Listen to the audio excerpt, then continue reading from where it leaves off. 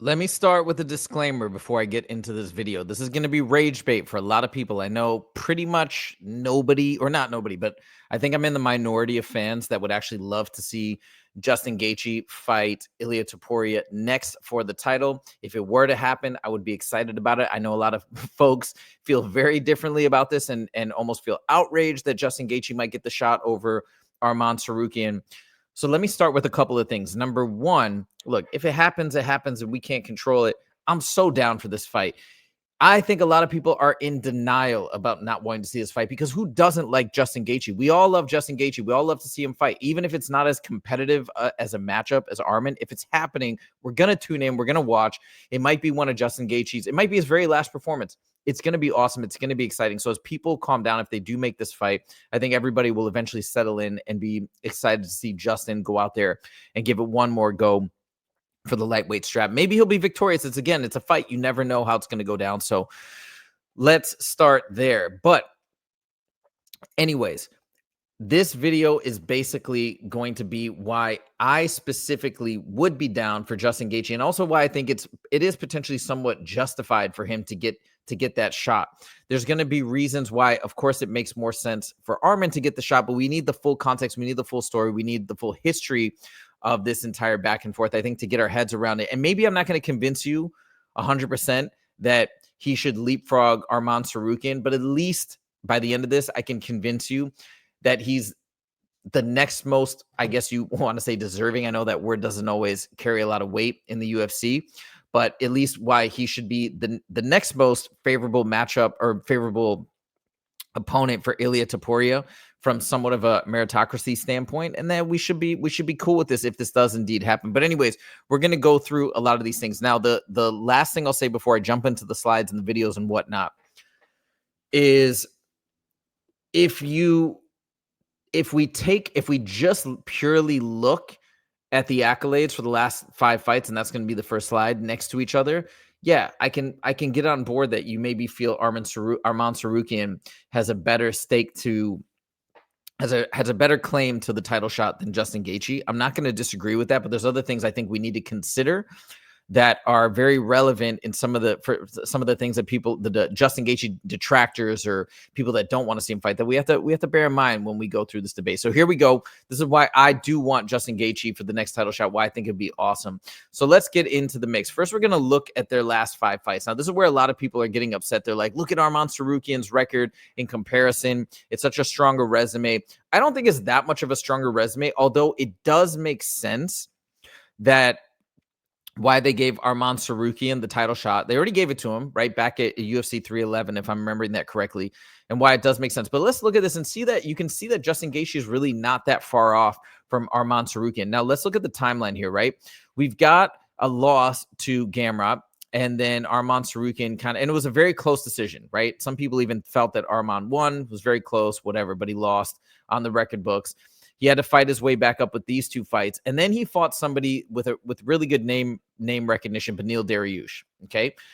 Now let's look conversely at Justin Gaethje's record, right? In his last fights as well. He lost to Charles Oliveira, somebody that Arman Tsarukyan beat and who's a legend, former champ. You know, people at one time were saying, man, this guy could be the new lightweight king. So sad we never got to see him go against Khabib, whatever. So that's a huge win for Arman Tsarukyan. And I think that win in and of itself, combined with the fact that Justin Gaethje already fought him, I think that's what propelled Arman Tsarukyan to get that title shot against Islam. But then look at Justin Gaethje's record. He fought Rafael Fiziev, who's no joke. I know he's left the weight class now, but he is a really great up-and-coming fighter. Dustin Poirier, come on, he's a legend. Now, at this point, he got the head kick KO, okay? He was lined up to fight for the title next because, you know, Dustin had another fight, came back. I think he beat BSD, if I'm remembering this correctly. And then he went up and he fought Islam. Justin was next. He was going to be the guy to fight Islam Makhachev, but unfortunately the timing didn't work out. And we're going to show a clip of Justin talking about exactly what happened and why he decided to fight Max Holloway at UFC 300. But he basically agreed to that fight to save the card. This matches up timeline-wise with Arman Tsarukyan's very last fight. You notice, right? They both fought at UFC 300. Now, Arman Tsarukyan fought Charles Oliveira, which ended up being kind of like the number one contenders fight in a way, right? The winner of that is eventually who challenged Islam for the strap up next. And Justin Gaethje, at the behest of the UFC, ended up fighting Max Holloway. Okay, and that was the co-main event. It was a massive fight. And unfortunately, Justin took that risk and he lost to Max Holloway. So that dropped him down. That totally makes sense then to elevate Arman Tsarukyan to get the next title shot, which he did. Okay. We're going to get into what happened there in a second. But of course, that fight, it's not up here because that fight never happened, right? There was a pullout. And that was the last time that Arman Tsarukyan fought, was April 13th of 2024. Conversely, Justin Gaethje, he's been back in there, and he had a victory against Rafael Fiziev. So at this point, right, we say that Arman was teed up for the title shot, boom, but he missed it. He had to withdraw. And then in that time, Arman's just kind of been sitting on the sideline. Yes, he did weigh in as a backup fighter recently, but more or less, he hasn't taken a fight. He hasn't done anything. Justin Gaethje's actually been more active. Now, a lot of other people are saying, well, wait a minute. That's a fight against Rafael Fiziev. He wasn't even that highly ranked. Why should he get credit from that fight to go up and then take a title shot? But we got to remember that this fight, I think some people forgot that this fight was originally scheduled to be against Dan Hooker, who at that is ranked number 5. That would have been a big fight. And I think had he gotten that victory, I think people wouldn't be chirping as much and that upset in terms of sliding Justin in now after Arman Tsarukyan wasn't able to compete to give Justin that title shot. I think part of the reason why he's getting hate is because he fought Rafael Fiziev. That wasn't his fault. And by the way, that was a late notice replacement. He should be getting credit for taking on that late notice replacement versus people criticizing him for being like, oh, you fought somebody that's not that great competition. All right, now we're going to go to another point. We got to remember, right, what happened here and why the UFC isn't just chucking Arman Tsarukyan back into another title shot. People keep saying, yes, he's the number one contender. He's the number one contender. But we need to remember the backstory.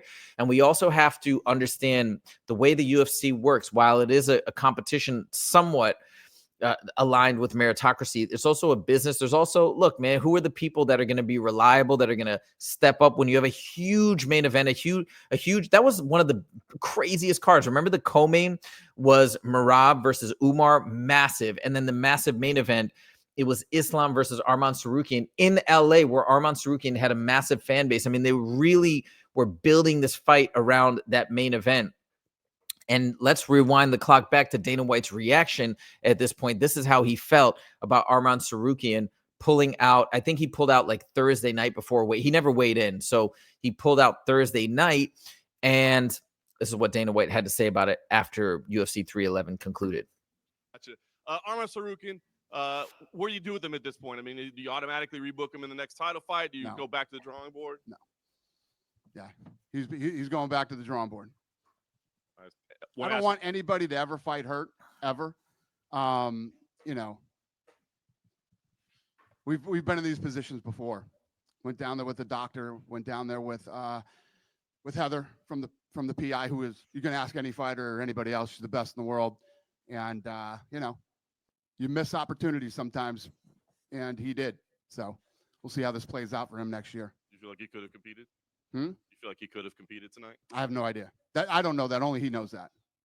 So there's the insinuation that he does. I think it's pretty clear that he felt and Heather felt and whatever the UFC staff felt that he could have fought. Another thing that Justin has mentioned, my co-host on this channel, is that there's doctors monitoring you the week before, the days before weigh-in, just to make sure everything's on track, see where you're at.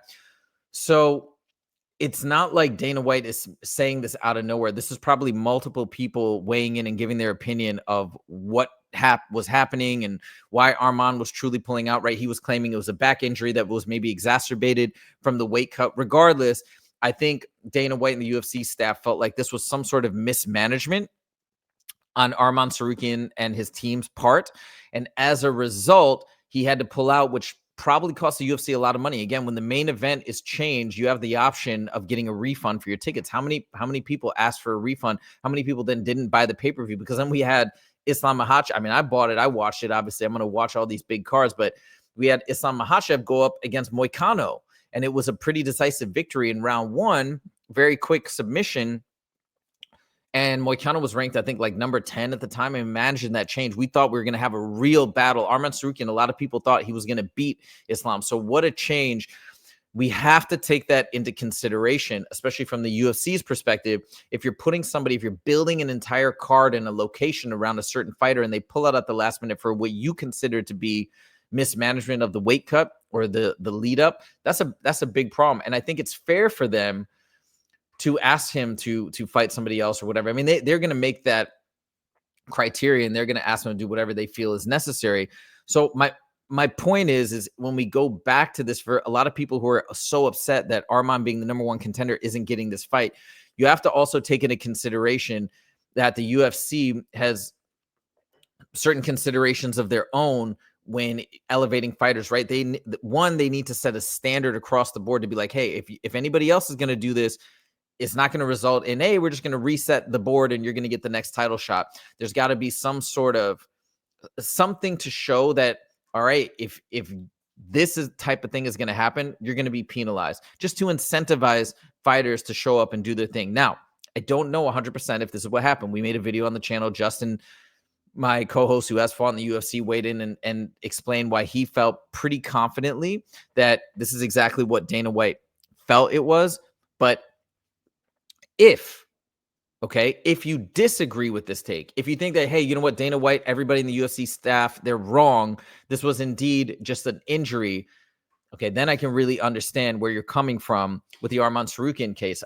Why shouldn't he get slotted right back in, especially if he just weighed in as a backup fighter? I can see that argument having a lot more strength, and then I can understand the outrage. So I think it really hinges on where you sit in terms of this issue. Now, we have another clip next here where Dana White later in the presser also reemphasizes, oh, what's next for Arman? It's not a title shot. He's got to fight his way back to the belt.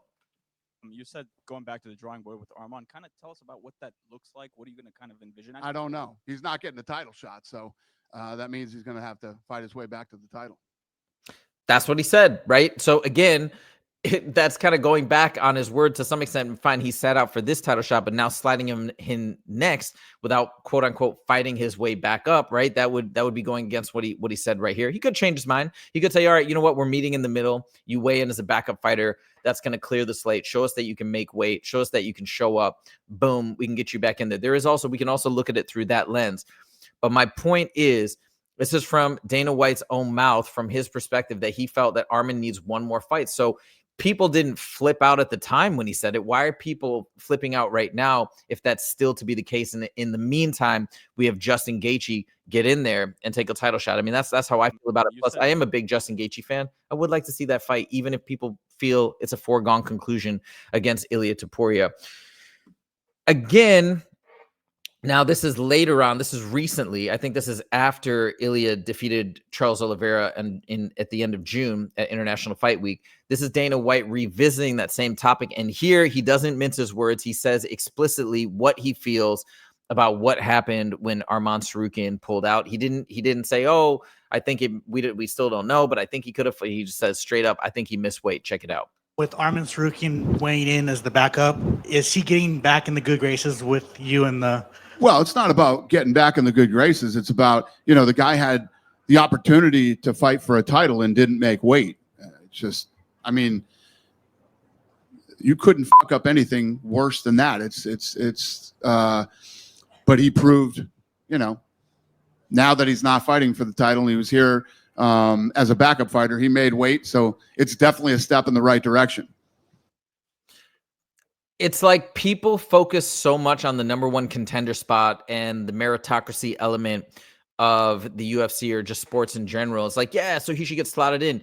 Look, if you've ever had a business or a business partner, anything you've done with somebody else where you're sort of working on something collaboratively, if you feel like you can no longer rely on that person or trust that person, why would you just throw them back into the mix when you're like, they might let me down, especially when so much is hinging on that person showing up? This is just, people need to understand that it's not only fighters that are kind of like employees, if you will, or, they're at the control and command of the UFC. It's also a partnership. The UFC is doing certain things promotionally and payment wise and whatnot for the fighters. And they're asking the fighters certain things as well to meet certain press obligations, to show up on fight day, etc.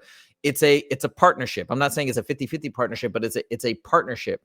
So when somebody is when you're starting to lose your faith and trust in that person, it only makes sense to be like, hey, we got to rebuild that. Like, I don't see why it's such a crazy notion for him to follow through on what he had originally said and say, hey, you got to step up, you got to fight at least one more time to get back there, regardless of this position that you've been sitting on since April of 2024. And again, remember that that's the last time Arman fought. It's been a year and a half. Or maybe a little, it's been less than a year and a half, but it's been a while. Justin Gaethje, on the other hand, he's been active. He's taken a fight since that time. They both fought on the UFC 300 with card. Arman Tsarukyan. Okay. Now I'm going to let Justin Gaethje explain in his own words. And remember, we just looked at the record. He's going to, in his own words, explain why he believes he should get a title shot next over Arman Tsarukyan. They owe me a championship fight. I'm 3-1. Last 4, they came to my house, begged me to fight Max Holloway on UFC 300. In the time that I did that, Dustin Poirier, who I just beat, got a good win, fought for the belt. The champion's been saying he wants to fight me, and so they could have easily set that up, but they didn't. Then he vacates, and then Oliveira's 2-2 in his last fight, already has a loss to Makhachev, and they bring a brand new guy in, and I get, again. It would be one thing if Justin Gaethje just lost to Max Holloway and then said, hey, but they begged me to take it, so I should get the next title shot. That'd be a different thing, right?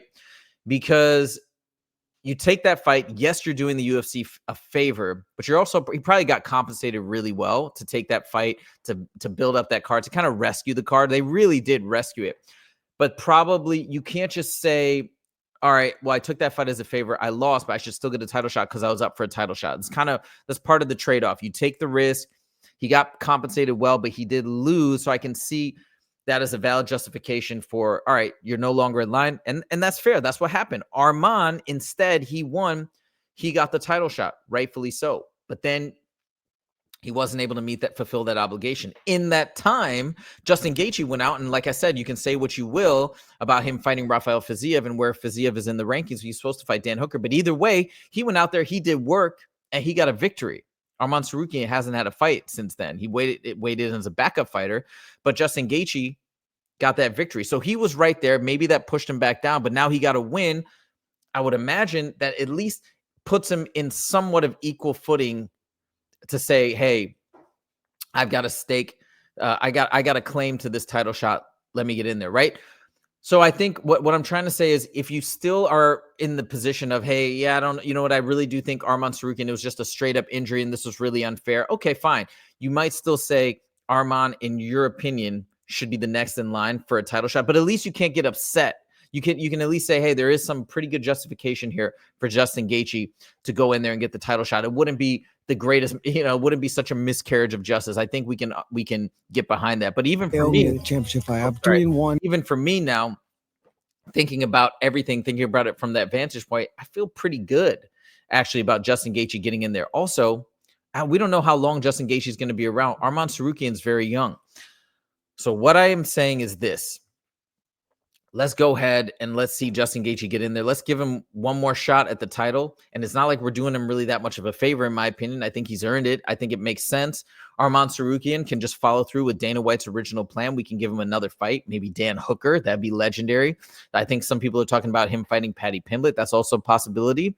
Boom, we make that happen. A big fight for Arman, gets one more victory.